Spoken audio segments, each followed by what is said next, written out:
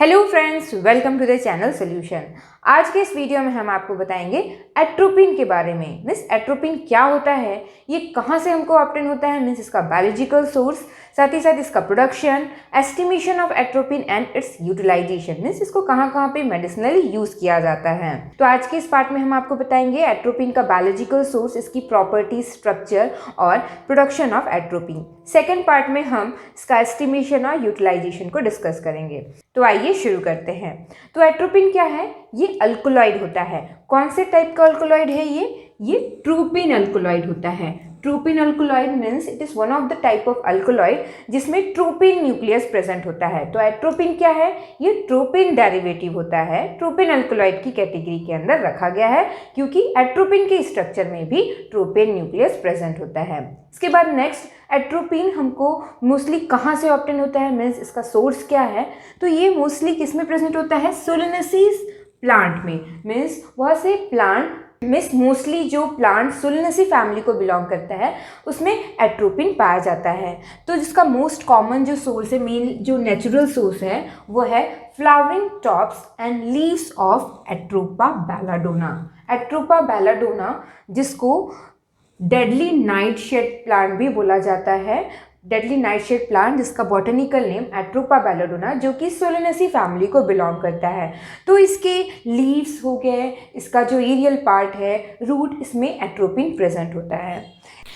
आप ये जो लेफ्ट साइड में देख रहे हैं ये एट्रोपा बेलाडोना का प्लांट है जो कि सोलेनेसी फैमिली को बिलोंग करता है। राइट अपर साइड में देख सकते हैं आप, ये एट्रोपा बेलाडोना का ये फ्रूट है और आप ये देख सकते हैं इस तरीके से लीव्स एंड फ्लावर होता है एट्रोपा बेलाडोना प्लांट का। तो ये जो एट्रोपा बेलाडोना प्लांट है ये इंडिजिनस होता है, उसको कल्टीवेट किया जाता है mainly in England and other European countries.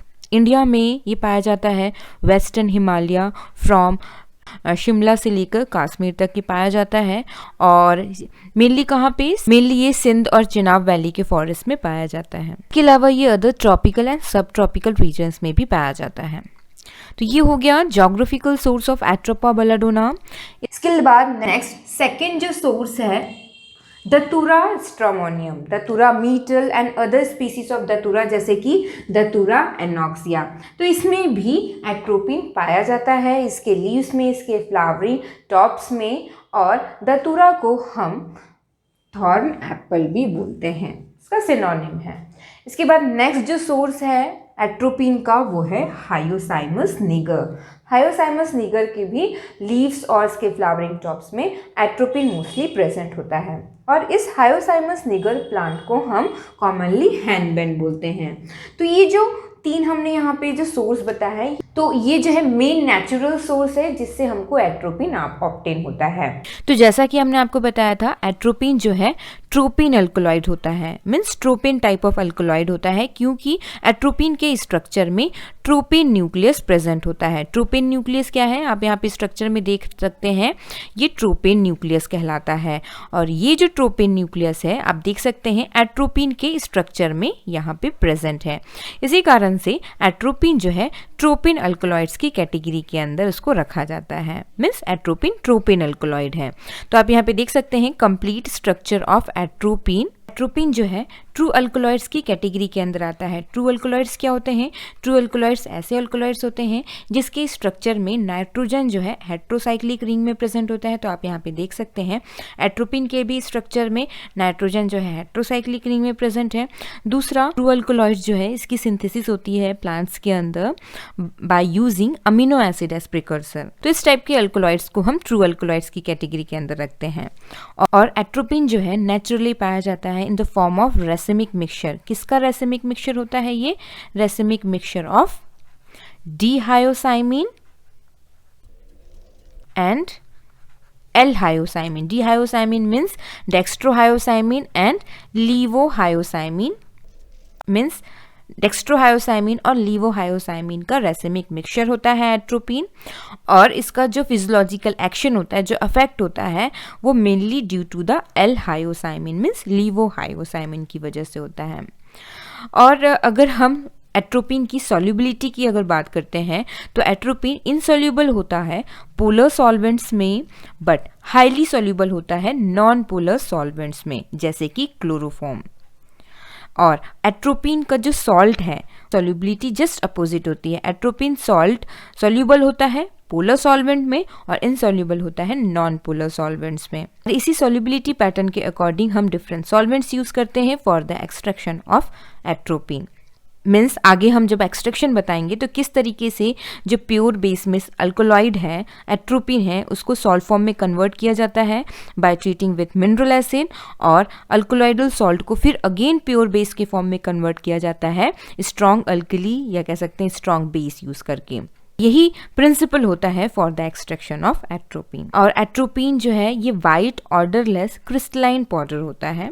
इसके बाद नेक्स्ट आते हैं प्रोडक्शन। तो किस तरीके से इन प्लांट से मोस्टली जो इसका मेन सोर्स होता है एट्रोपा बेलाडोना होता है। इसके मेनली लीव्स में प्रेजेंट होता है, इसके अलावा इसके रूट्स और एरियल पार्ट में एट्रोपिन प्रेजेंट होता है। तो इसको मोस्टली यूज़ किया जाता है फॉर द प्रोडक्शन, या कह सकते हैं इस एट्रोपा बेलाडोना के प्लांट से ही मेनली एट्रोपिन को सेपरेट किया जाता है, आइसोलेट किया जाता है। तो किस तरीके से इसका एट्रोपिन का प्रोडक्शन करते हैं by the Atropa belladonna plant. तो सबसे पहले जो एट्रोपा बेलाडोना प्लांट है उसके लीव्स को ड्राई कर लिया जाता है, उसको पाउडर फॉर्म में कन्वर्ट किया जाता है, और ये जो ड्राइड पाउडर लीव्स हैं उसको एक्सट्रैक्ट किया जाता है विद अल्कोहल। अल्कोहल के साथ एक्सट्रैक्ट करते हैं, जैसे कि इथेनॉल हो गया। तो 95% इथेनॉल लेते हैं और उसके बाद इस इथेनॉल को यूज़ किया जाता है for the extraction of dried leaves powder of Atropa belladonna. तो इस एक्सट्रैक्शन से क्या होगा, एक्सट्रैक्ट करने से उस ड्राइड पाउडर में मैक्सिमम जितने भी केमिकल कॉन्स्टिट्यूएंट हैं जो कि इथेनॉल में सोल्यूबलाइज होते हैं इंक्लूडिंग अल्कोलॉइड्स, वो सोल्यूबलाइज होके किस में आ जाएंगे, इथेनॉल में आ जाएंगे। अब क्या करेंगे, हम उसको फिल्टर करेंगे। फिल्टर करने के बाद जो हमको फिल्ट्रेट ऑब्टेन होगा वो फिल्ट्रेट क्या कहलाएगा, वो फिल्ट्रेट है इथेनॉलिक एक्सट्रैक्ट। तो ये जो इथेनॉलिक एक्सट्रैक्ट जो हमको ऑब्टेन हुआ है, तो इस इथेनॉलिक एक्सट्रैक्ट में अब क्या है, मैक्सिमम जो केमिकल कॉन्स्टिट्यूएंट उस ड्राइड पाउडर में प्रेजेंट थे वो सोल्यूबलाइज होकर आ गए हैं इंक्लूडिंग अल्कोलॉइड्स।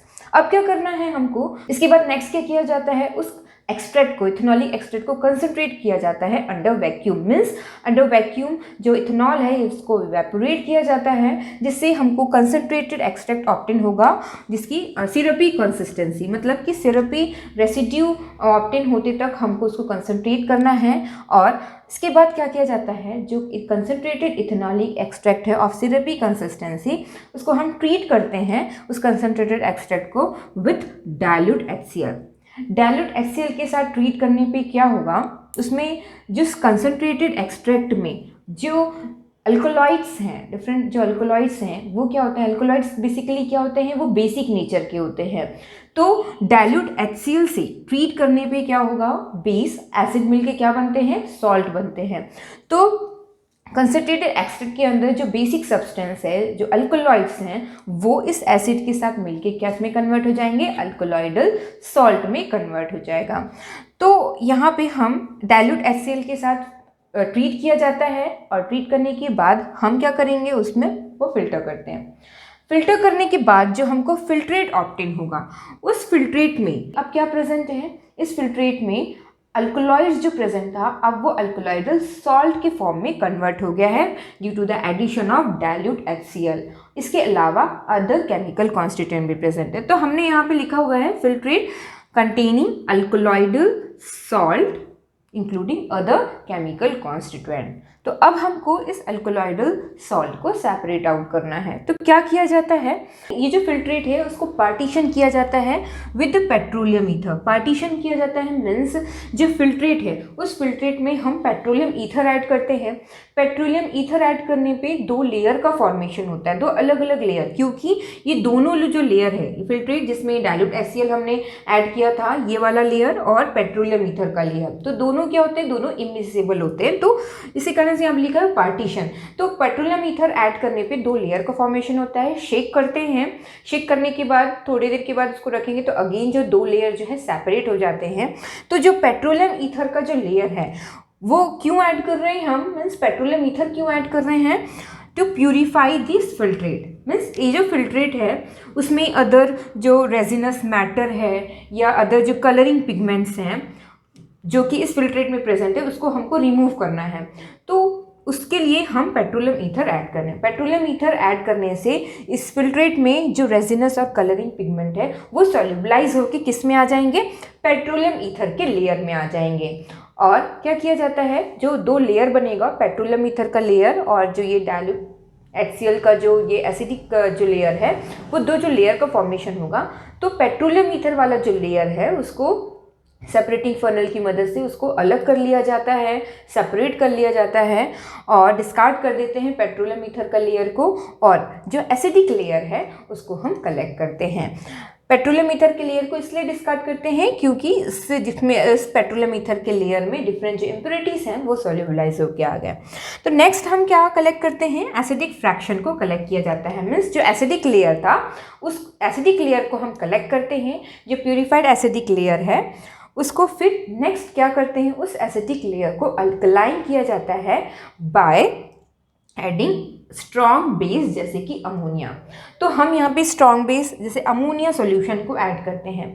तो इस जो एसिडिक एक्सट्रैक्ट है उसमें अभी क्या प्रेजेंट है, इसमें अल्कोलॉइड्स प्रेजेंट है in the form of salt, means alkaloid salt इसमें प्रेजेंट है। तो जब हम इस एसिडिक फ्रैक्शन में स्ट्रॉन्ग बेस ऐड करते हैं तो अल्कोलॉइड जो कि सॉल्ट फॉर्म में है वो फ्री फॉर्म में कन्वर्ट हो जाता है, मीन्स फ्री अल्कोलॉइडल बेस के फॉर्म में वो कन्वर्ट हो जाता है। तो यहाँ पे इसलिए हमने यहाँ पे लिखा हुआ है acidic fraction made alkaline with ammonia solution, means हम अमोनिया सॉल्यूशन ऐड करते हैं तो उसमें जो अल्कोलॉइडल सॉल्ट है वो वापस से अल्कोलॉइड के फॉर्म में कन्वर्ट हो जाता है, alkaloid as a free base के फॉर्म में वो कन्वर्ट हो जाता है फ्रॉम द अल्कोलॉइडल सॉल्ट और वो प्रेसिपिटेट हो जाता है। क्यों? क्योंकि जो ये अल्कोलॉइडल बेस है वो इनसॉल्युबल होता है इन द एसिडिक फ्रैक्शन। इसी कारण से जैसे ही हम अमोनिया सॉल्यूशन ऐड करते हैं तो alkaloid salt alkaloid free base के फॉर्म में कन्वर्ट होता है, और क्योंकि उस फ्रैक्शन में अल्कोलॉइडल फ्री बेस इनसॉल्युबल होता है इसी कारण से ये प्रेसिपिटेट आउट हो जाता है। अब precipitate of alkaloids which is in the form of free base, इसको हम एक्सट्रैक्ट करेंगे, उसको सेपरेट किया जाता है। तो इसको सेपरेट करने के लिए हम क्या करेंगे, हम एक्सट्रैक्ट करते हैं इस फ्रैक्शन को, या कह सकते हैं पार्टीशन किया जाता है विद क्लोरोफॉर्म। मीन्स क्या करते हैं, अब हम इस प्रेसिपिटेट ऑफ अल्कोलॉइड्स को या अल्कोलॉइड्स को सेपरेट आउट करने के लिए हम क्या करते हैं, उसमें इस फ्रैक्शन में अब ऑर्गेनिक सॉल्वेंट जैसे कि क्लोरोफॉर्म को ऐड किया जाता है। क्लोरोफॉर्म ऐड करने पे क्या होगा, अल्कोलॉइड्स जो हैं जो कि प्रेसिपिटेटेड है वो सॉल्युबलाइज होगी, क्योंकि इसमें इनसॉल्युबल है इस एसिडिक फ्रैक्शन में, तो ये क्या होता है, ये सॉल्युबलाइज होके ऑर्गेनिक सॉल्वेंट में आ जाता है जैसे कि क्लोरोफॉर्म में आ जाएगा। तो क्लोरोफॉर्म के साथ हम ट्रीट करते हैं और उस क्लोरोफॉर्म लेयर, क्योंकि एसिडिक फ्रैक्शन और क्लोरोफॉर्म का दो अलग लेयर फिर से बनेगा, शेक करने पे जो प्रेसिपिटेटेड अल्कोलॉइड है वो क्लोरोफॉर्म लेयर में आ जाएगा। क्लोरोफॉर्म लेयर को अब हम सेपरेट कर लेते हैं। इसी तरीके से उस एसिडिक फ्रैक्शन को 3 टाइम्स हम क्लोरोफॉर्म के साथ ट्रीट करते हैं ताकि मैक्सिमम जो अल्कोलॉइड्स हैं वो सॉल्युबलाइज होकर क्लोरोफॉर्म लेयर में आ जाए। अब क्लोरोफॉर्म लेयर को हम सेपरेट कर लेते हैं और क्लोरोफॉर्म लेयर को सेपरेट करने के बाद अब हम क्या करते हैं, जितने भी हमको फ्रैक्शंस आए हैं क्लोरोफॉर्म के वो सभी क्लोरोफॉर्म को हम क्या करते हैं, क्लोरोफॉर्म एक्सट्रैक्ट को कंबाइन कर लिया जाता है। अब क्लोरोफॉर्म लेयर को कंबाइन करने के बाद हम इसको कंसंट्रेट करते हैं, मीन्स क्लोरोफॉर्म को इवेपोरेट किया जाता है अंडर वैक्यूम। डिस्टिलेशन से हम क्लोरोफॉर्म को रिमूव करते हैं अंडर वैक्यूम, और जो हमको रेसिड्यू ऑब्टेन होगा क्लोरोफॉर्म को इवेपोरेट करने के बाद, उस रेसिड्यू में अब क्या प्रेजेंट है, उसमें क्रूड अल्कोलॉइड्स प्रेजेंट हैं, मीन्स डिफरेंट अल्कोलॉइड्स प्रेजेंट है इंक्लूडिंग एट्रोपिन। एट्रोपिन के अलावा और भी अदर अल्कोलॉइड्स भी प्रेजेंट है। तो इस रेसिड्यू को फिर फर्दर क्या किया जाता है, इस रेसिड्यू को फर्दर हम ट्रीट करते हैं, किससे, ऑक्सैलिक एसिड सोल्यूशन से ट्रीट करते हैं। अब ऑक्सैलिक एसिड सोल्यूशन से ट्रीट करने पे क्या होगा, again oxalic acid means it is acid, तो हमारा जो रेसिड्यू जिसमें अभी क्लोर्ड अल्कोलॉइड प्रेजेंट है जो कि बेस है, तो अगेन वो ऑक्सैलिक एसिड के साथ कंबाइन होकर क्या बनेगा, अल्कोलॉइडल सॉल्ट। इस अल्कोलॉइड का ऑक्सैलिक एसिड सॉल्ट बनेगा, जिसको क्या करते हैं, अल्कोलॉइड क्रिस्टलाइज आउट हो जाएगा। तो इसलिए हमने यहाँ पे लिखा है अल्कोलॉइड्स जो इसमें प्रेजेंट है इस रेसिड्यू में वो क्रिस्टलाइज आउट हो जाएगा as the salt of this oxalate. कह सकते हैं ऑक्जेलिक एसिड। और इसके बाद नेक्स्ट क्या किया जाता है, अब क्योंकि ये जो डिफरेंट क्रूड अल्कलॉइड है, मीन्स इसमें और भी अदर जो अल्कलॉइड्स हैं उसमें से हमको एट्रोपिन को अलग करना है, एट्रोपिन को आइसोलेट करना है। तो फर्दर जो है फ्रैक्शनल क्रिस्टलाइजेशन मेथड से एट्रोपिन को आइसोलेट किया जाता है, मीन्स फ्रैक्शनल क्रिस्टलाइजेशन किया जाता है by using acetone and ether. हम इस अल्कलॉइडल मिक्सचर से एट्रोपिन को आइसोलेट करते हैं। तो ये हो गया प्रोडक्शन ऑफ एट्रोपिन।